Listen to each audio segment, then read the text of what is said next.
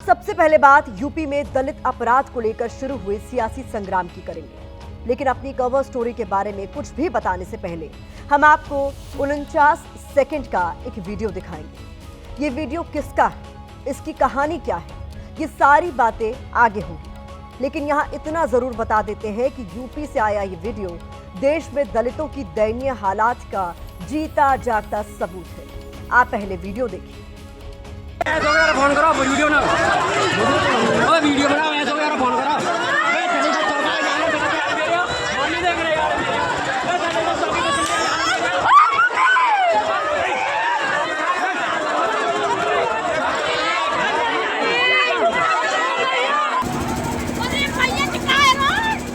Phone पे तो 16 number का कर दो तो खबर आने ऐसा यार फोन करो वीडियो ना वीडियो बनाओ ऐसा यार फोन करो नहीं देख रहे यार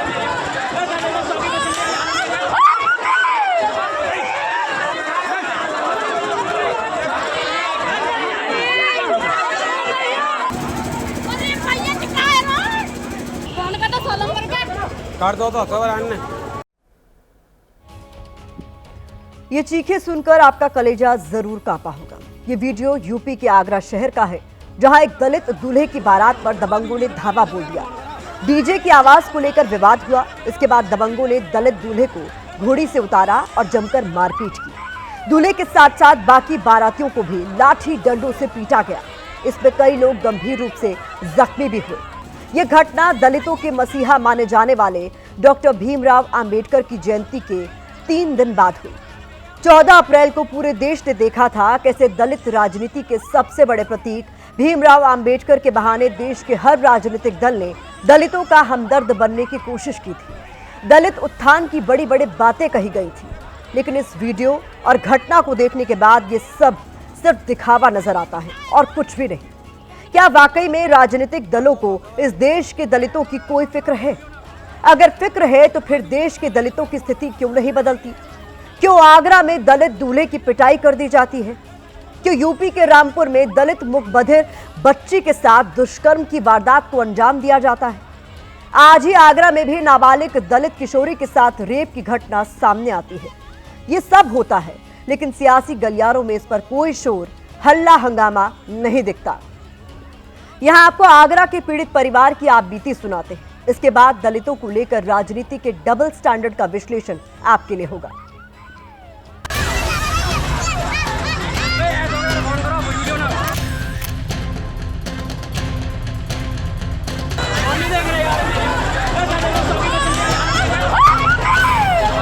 सोई डंडा और मतलब लाठी थे, सब बरातियां पीटे हैं।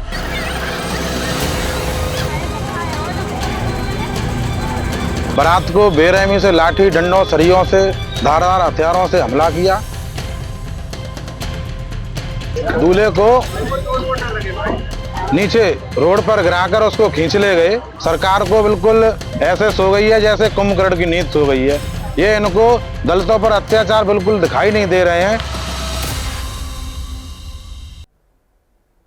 यूपी में दलितों की यह हालत तब है जब यहाँ के सभी राजनीतिक दल दिन रात दलित का ही जाप करते हैं।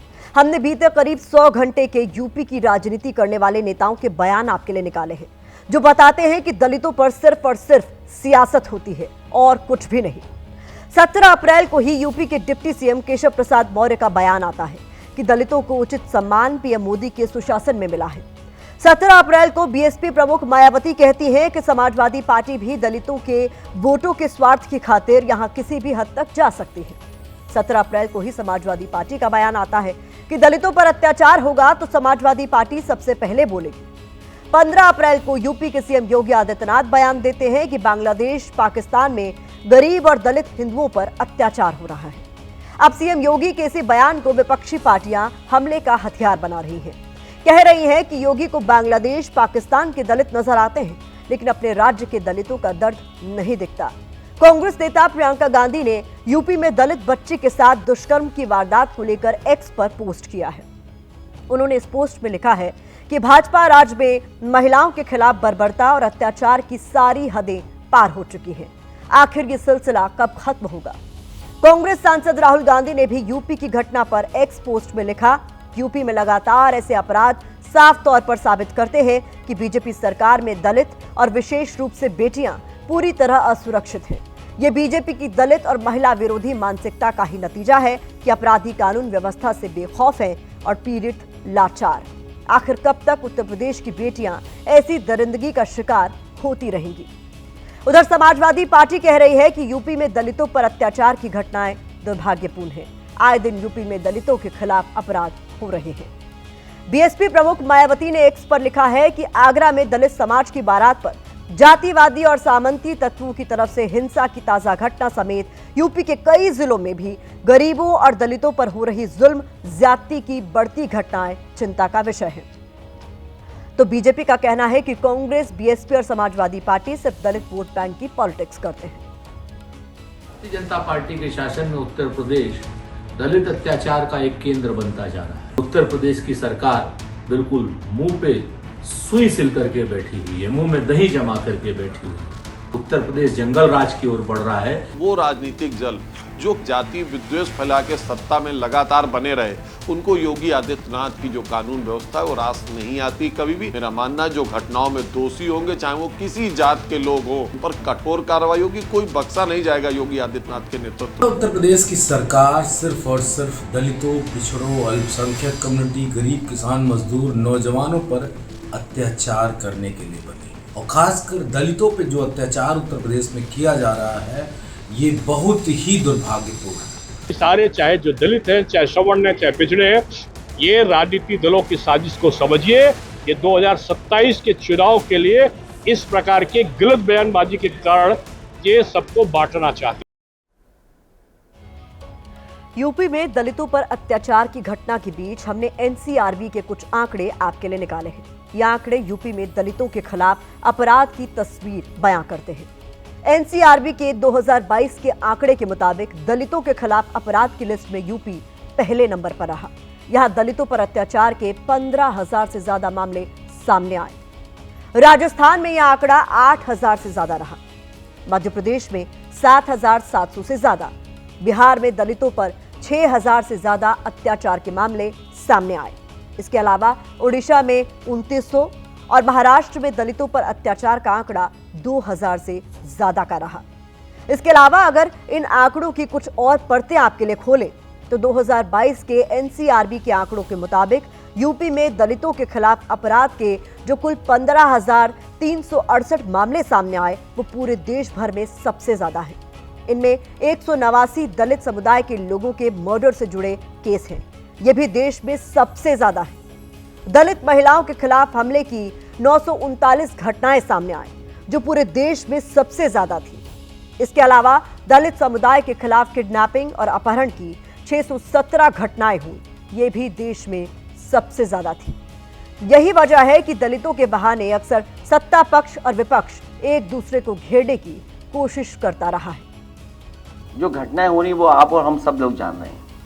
आजमगढ़ जहां से हम लोग लौटे हैं, एक दलित नौजवान को पीट पीट करके सरकार और पुलिस ने मार दिया। दलित था और बता रहे हैं कि उसने नाड़े से एक पतली रस्सी से फांसी लगा ली। कैसे आप यकीन करोगे पुलिस की बातें? प्रयागराज से सुनने में आया कि एक दलित परिवार का एक नौजवान, कुछ कहा सुनी हो गई, करछना विधानसभा कुछ कहा सुनी होगी, कुछ लेन देन का पुराना एक दूसरे का साथ था, इतना मार जला दिया। बताओ आप, आदमी जला दिया। समाजवादी पार्टी फर्जी तरीके से पीडीए की बात करती है। उनका पीडीए परिवार डेवलपमेंट एजेंसी है और परिवार डेवलपमेंट एजेंसी चलाने वाले पीडीए अर्थात पिछड़े दलित अल्पसंख्यक की बात करने का नैतिक अधिकार नहीं रखते। 2012 से 2017 तक समाजवादी पार्टी की श्री अखिलेश यादव जी की अगुवाई में सरकार थी। उस सरकार के बनने में सबसे अधिक योगदान पिछड़ों और दलितों का था और सबसे अधिक अत्याचार, सबसे अधिक उत्पीड़न, सबसे अधिक शोषण श्री अखिलेश यादव जी के नेतृत्व वाली सरकार में 2012 से 2017 के बीच में हुआ है। दलितों पर अत्याचार के संबंध में हमने देश की दलित राजनीति के चरित्र का चार्ट आपके लिए तैयार किया है। ये चरित्र हमारे देश के सियासतदानों को जरूर देखना चाहिए, बहुत ध्यान से देखना चाहिए। शायद इससे दलितों को सिर्फ वोट वाले लेंस से देखने के उनके नजरियों में कोई परिवर्तन, कोई बदलाव आ सके। हमारे देश में एक दलित राष्ट्रपति बन सकता है, लेकिन दलित शादी में घोड़ी पर नहीं चढ़ सकता। दलितों की बात देश का हर राजनीतिक दल करता है, जोर शोर से करता है, लेकिन दलितों के हालात कोई नहीं बदलता। दलितों के वोट तो सभी पार्टियां चाहती हैं, लेकिन दलित अपराध पर लगाम नहीं लगा पाती। यही नहीं, नेता दलितों के घर भोजन करते हैं, लेकिन दलित अपराध पर चुप्पी साध लेते हैं। गौर करने वाली बात यह है कि 2024 के लोकसभा चुनाव के बाद से देश में दलित राजनीति को लेकर खींचतान तेज हुई है, क्योंकि यूपी में दलित वोट बैंक का बड़ा हिस्सा बीजेपी और उसके सहयोगियों के पाले से खिसका है।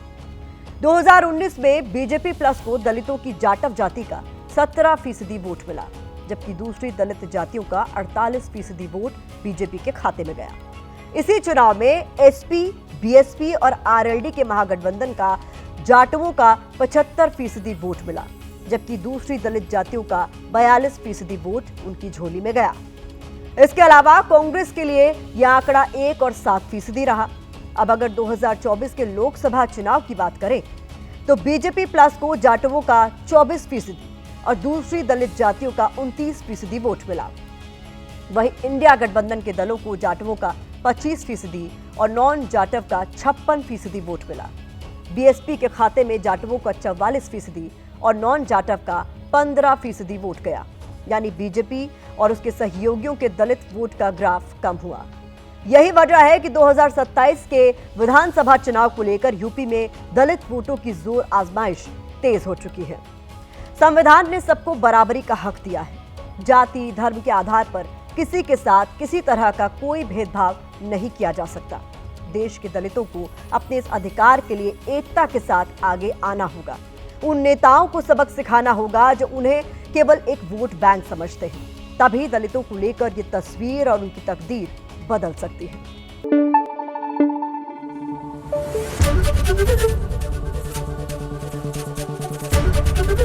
एबीपी न्यूज आपको रखे आगे।